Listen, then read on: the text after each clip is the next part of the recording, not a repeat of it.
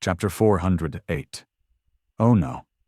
Sunny crawled out of the simulation pod and lay on the cold floor for a while, breathing heavily. How come an illusory arena is so exhausting? The designers of the dreamscape were really weird. The people who frequented the Colosseum were even weirder, though. Sunny couldn't even begin to understand the quirks of their behavior. That's how subcultures are, I guess. After a while, he stood up and went upstairs to make himself some food and replenish all the energy he had spent during this intense and taxing hour. Sunny made himself a light dinner, devoured it with wolfish hunger, and then relaxed in a chair while drinking a cup of delicious tea. As he rested, his communicator buzzed.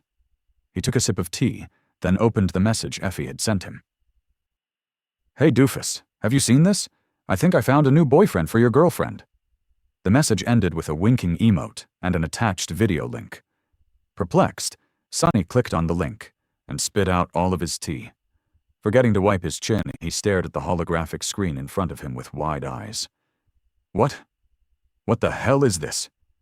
The video was of him, of his duel in the dreamscape, to be precise.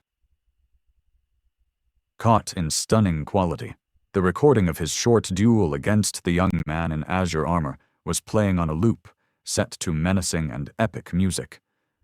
The caption read, "Mongrel victorious." Sunny stared at it for a while, then slowly lowered his gaze and looked at the view count beneath the video. Seven zeros? Was that Leo Stryker guy someone famous? Sunny only came to his senses because of the pressure of his flaw. Gritting his teeth, he sent Effie a short message. "I have not seen this. What the hell is happening?" Feeling apprehensive, he went on the network and typed "Mongrel Dreamscape" in the search bar. Immediately, thousands upon thousands of results showed, all featuring the fearsome image of Weaver's mask. Sunny gulped.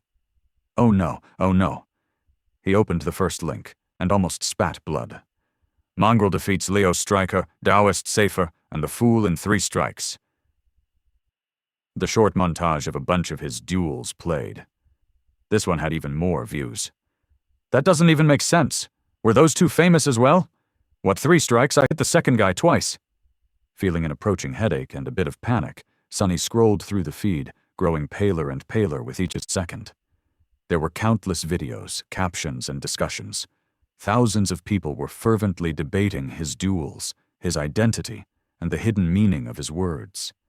It seemed as if they had somehow become convinced that he was some sort of a profound sage, going around spouting words of enlightened wisdom. There were whole discussion boards dedicated to interpreting his teachings. Oh no.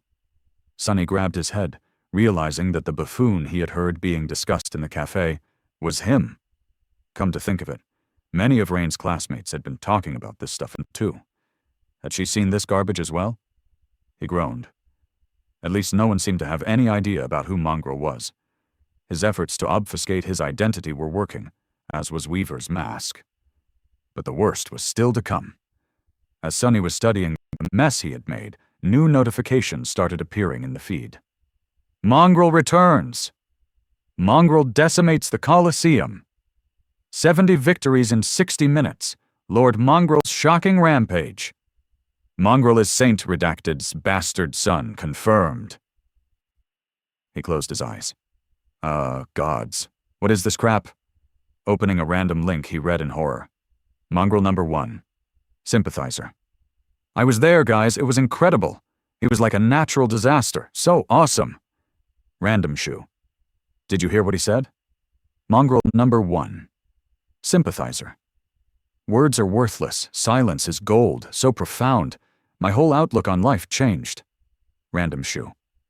Wow, my dad used to say me the same thing when I tried to talk to him after school. Mongrel number 1. Sympathizer. Wait, shoe. Are you Mongrel's son? User Random Shoe changed their name to Mongrel's son. Mongrel's son. Aren't we all Mongrel's children? Sunny closed the link and went to another page. Silence is gold. 1 strike of a sword is worth more than 1,000 words. An in-depth analysis of the post-neo-nihilist philosophy of Mongrel. Post-neo. What? Stupefied, he opened another link.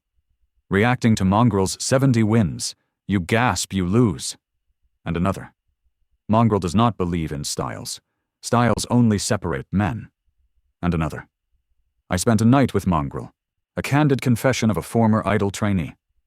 Deactivating the communicator, he sat quietly for a while, and then groaned again. Oh no.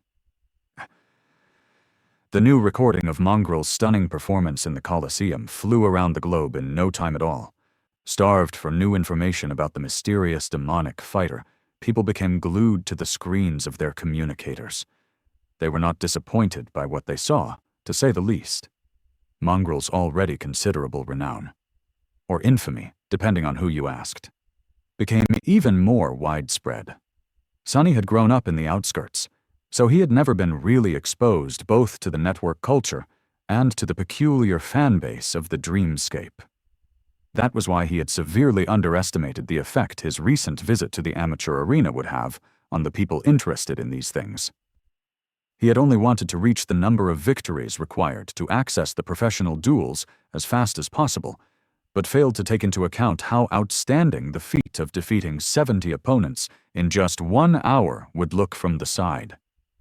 Especially considering the fact that he had killed the last half a dozen or so with his bare hands, not even bothering to use a weapon. These last few duels looked especially striking, impressive, and gruesome. If before people called Mongrel a sword demon, now he had become just a demon in their eyes. What's worse, even though it took all of his power and lots of effort for Sonny to achieve these victories, due to the fact that his face was always hidden behind the fearsome mask, he appeared to be completely calm and indifferent, as if defeating so many people in a row was nothing to him. A walk in the park, added to the fact that he had dismissed his sword near the end of the hour and then left after shaking his head, it seemed as though Mongrel was not only a demon, but also held all the rest of the duelists in utter contempt. Mongrel was disappointed in them. That disappointment ignited a fire in the hearts of many duelists of the Dreamscape, pushing them to train harder, reach higher, become stronger. Mongrel's status was always in front of them, reminding these young men and women what they were striving to achieve. Mongrel. Victories, 100. Defeats, 0. And of course, all of them continued to wonder about his true identity. Very soon, someone made a logical connection. An incredibly talented young warrior appeared in the Dreamscape soon after the 100 survivors of the Forgotten Shore returned to the real world, putting every awakened there to shame. Obviously, Mongrel was one of these 100 heroes. But which one? It didn't take people a lot of time to solve the mystery. On one of the discussion boards on the network, an anonymous user wrote, "Guys, isn't it obvious? Who is among the best of the Forgotten Shore warriors, and also has a big reason to keep his identity a secret?" Another answered, Wait, you're right. It was right in front of us the whole time." And then the shocking piece of news spread through the network as wildfire. Mongrel's true identity is Kai of Nightingale.